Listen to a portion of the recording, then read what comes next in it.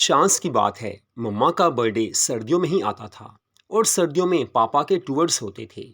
इस बार दिसंबर में मम्मा का बर्थडे था, जैसे हर साल होता है।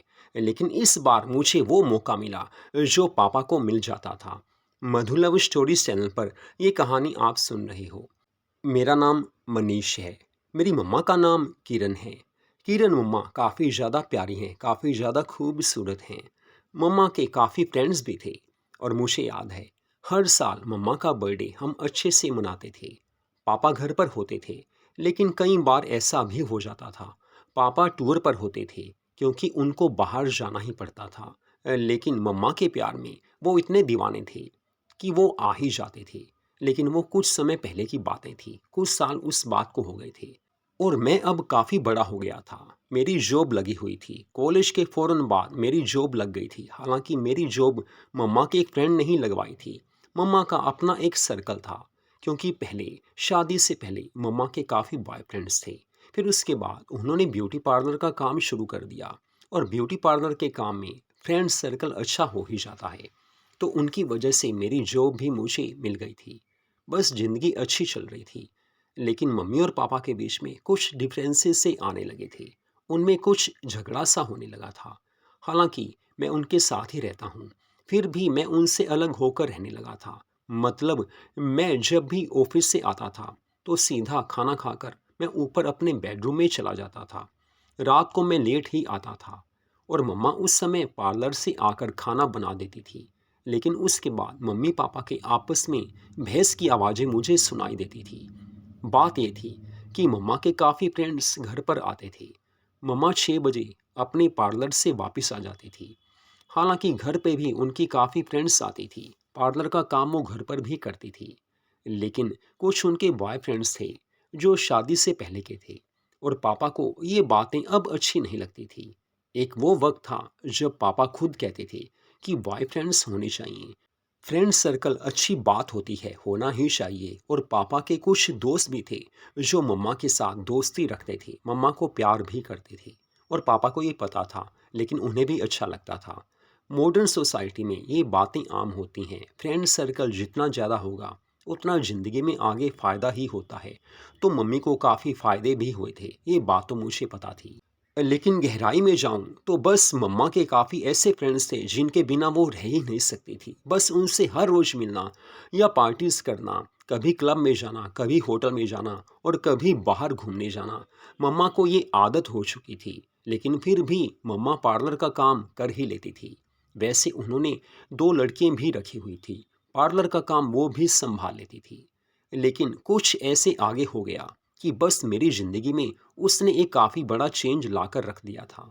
हुआ क्या था, मम्मा का बर्थडे 22 दिसंबर का होता है और उन दिनों में सर्दी खूब ज़्यादा पड़ती है। लेकिन इस बार उन दिनों में काफ़ी शादियां थी और मम्मा ने अपने जितने फ्रेंड्स को बोला, उनमें से काफ़ी ज़्यादा यही कहने लगे थे कि देखो किरण, इस बार हम नहीं आ पाएंगे, मजबूरी है, किसी शादी में जाना है।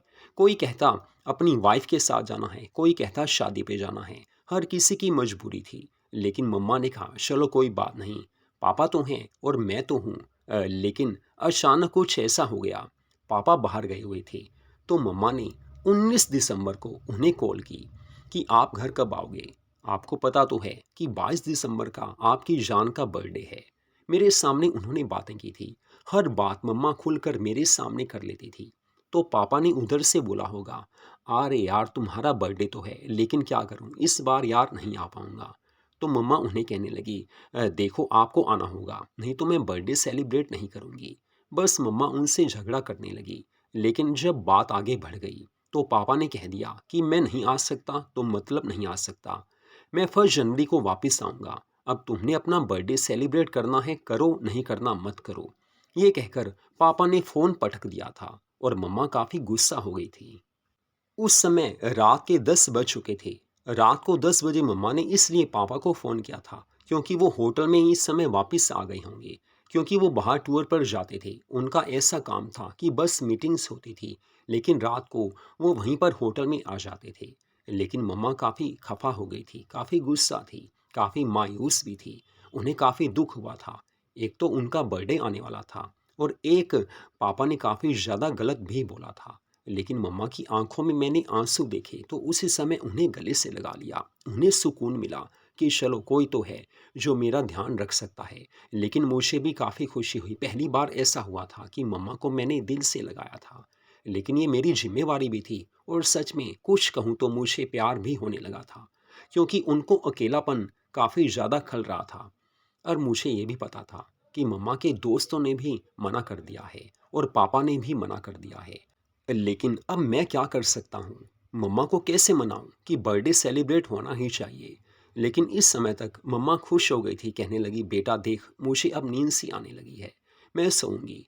बस उस समय मम्मा ने गुलाबी नाइटी डाली थी। गुलाबी नाइटी मम्मा की फेवरेट थी, क्योंकि पापा गुलाबी नाइटी में देखकर काफ़ी खुश हो जाते थे। मम्मा को जब भी वो गुलाबी नाइटी में देखते थे बस उनके दीवाने हो जाते थे, कई बार तो मेरे सामने ही। तो बस उसके बाद क्या हुआ, मम्मा तो अपने बेडरूम में सोने चली गई थी। मैं अपने बेडरूम में आ गया था। फिर मैं रोमांटिक मूवी देखने लगा। 12 बजे के आसपास मम्मा मेरे रूम में आई, कहने लगी मनीष क्या बात अभी सोया नहीं? मैंने कहा नहीं मम्मा बस रोमांटिक मूवी देख रहा था। तो वो कहने लगी चलो मैं भी देख लेती हूँ। फिर हम रोमांटिक मूवी देखने लगे। काफ़ी अच्छी वो मूवी थी। मम्मा पास में थी। मम्मा कहने लगी मनीष बता तुझे कभी किसी से प्यार हुआ है? कोई लड़की ऐसी हो जिससे तुझे प्यार हुआ हो? मैंने कहा मम्मा ऐसा कुछ है तो नहीं। हाँ कॉलेज टाइम में एक दो लड़कियां ऐसी थी जिनके साथ थोड़ी अटैचमेंट थी, लेकिन ऐसा कुछ खास नहीं था। तो मम्मा कहने लगी और कुछ था? मैंने कहा अरे यार नहीं मम्मा ऐसा कुछ नहीं था। तो मम्मा मुस्कुराकर कहने लगी अरे यार जवानी में ही प्यार होना चाहिए और सब कुछ तुम्हें पता ही है, माहौल ही ऐसा है। चलो कोई बात नहीं, रोमांटिक मूवी तो बड़ी प्यारी है, रोज़ देखता है? मैंने कहा हाँ मम्मा रोज़ देखता हूँ, आप भी आ जाया करो। तो मम्मा कहने लगी हाँ बस यार मैं भी सोच रही हूँ, काफ़ी हो चुका बाहर का, अब तेरी जॉब भी लग चुकी है और तेरे पापा का भी अच्छा काम है, उनकी सैलरी भी अच्छी है। हालांकि ज़्यादा वो बाहर रहते हैं लेकिन पैसा हमारे पास अच्छा है। तो यार मैं सोच रही थी कि बस अब पार्लर का काम बंद कर दूँ, काफ़ी साल कर लिया है। मैंने कहा जी मम्मा आपको पार्लर का काम छोड़ देना चाहिए। और वो कहने लगी वैसे भी यार देख मेरे काफ़ी फ्रेंड्स थे, अब वो भी पीछे पीछे से हटने लगे हैं और मैं भी सोच रही हूँ कि बस घर में रहकर टाइम पास करूँ, तू तो आ ही जाता है। फिर मैंने उन्हें बोला मम्मा देखो अगर आप घर पर ही रहोगे तो मैं भी जल्दी आ जा करूँगा। तो मम्मा कहने लगी ये तो अच्छी बात है, तू 5-6 बजे आ जाया कर, तेरे पापा होते नहीं हैं और मुझे यार अच्छा नहीं लगता, तू आया करेगा तो हम रोज़ घूमने जाएंगे। मैंने कहा wow mama I love you. वो भी कहने लगी लव यू बेटा, बस तू जल्दी आएगा तो मुझे भी अच्छा लगेगा, टाइम पास हो जाएगा। फिर मैंने उन्हें पूछा मम्मा सच बोलो, आपने शादी से पहले किसी से प्यार किया था? तो वो कहने लगी हाँ यार किया था, प्यार के बिना यार कहाँ रह जाता है। कॉलेज में एक दो लड़के थे जिनसे रोमांस था, बस ऐसा रिश्ता था, तू समझ सकता है कि बातें आम होती हैं। वो काफ़ी पसंद करते थे और मैं भी उनके बिना नहीं रह पाती थी। लेकिन यार सच में प्यार और चीज़ होती है, शादी कुछ और ही होती है। मेरी उनसे शादी नहीं हो पाई क्योंकि वो थोड़ा सोच ही नहीं रही थी। उनका मतलब यही था कि बस मस्ती करनी है। लेकिन मुझे भी था कि चलो कोई नहीं, टाइम पास हो गया। फिर तुम्हारे पापा से शादी हो गई। शादी के बाद तो वो मुझे इतना प्यार करते थे, बस दिन रात घर में ही रहते थे। मुझे नहीं पता था कि ये इंसान मुझे इतना प्यार देगा। शादी के 15 दिन तक वो घर में ही रहे थे। ऑफिस में उन्होंने बोल दिया था कि बस मुझे अभी ऑफिस में नहीं आना।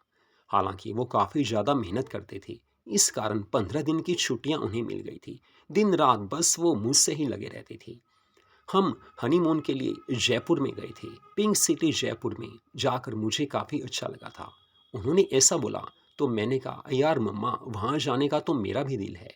तो मम्मा कहने लगी चल फिर चलते हैं, जब दिल है तो मैं तेरे साथ हूँ, मैं भी घुमाऊंगी। अब तेरे पापा के पास ना रोमांस का वक्त है, ना प्यार का वक्त है और ना यार, बस कुछ तो वो समझते भी नहीं हैं।